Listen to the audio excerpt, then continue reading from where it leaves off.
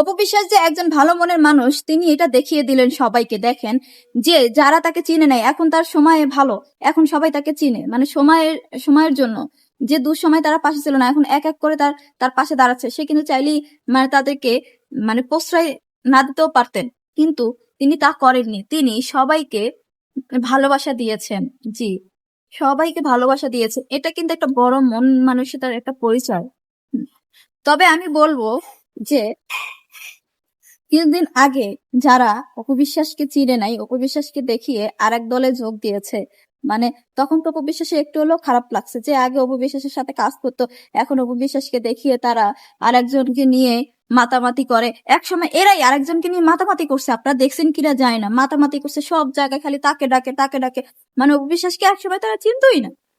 হ্যাঁ, অপু বিশ্বাসকে একসময় চিনতোই না, আজকে সে অপু বিশ্বাসের তারা পায়ের কাছে আসলো, তা আসতে আসতে তো হলো।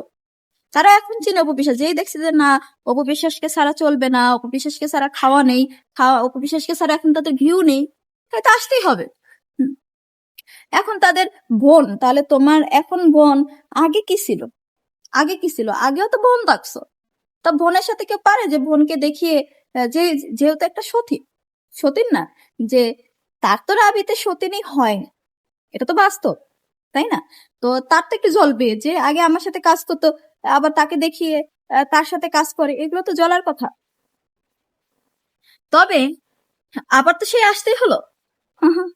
তবে একটা জিনিস আমার কাছে খুব ভালো লাগছে, হ্যাঁ, যে তবুও আমাদের নায়িকা আসলে খুব ভালো মনের মানুষ। হ্যাঁ, তাদের সাথে কোনো খারাপ ব্যবহার করেনি, তারা ডাকছে, তা সে সেখানে গেছে, তারা কেক কাটছে, তাদের সাথে সেও কেক কাটছে, তাদের সাথে আনন্দ উল্লাস করছে।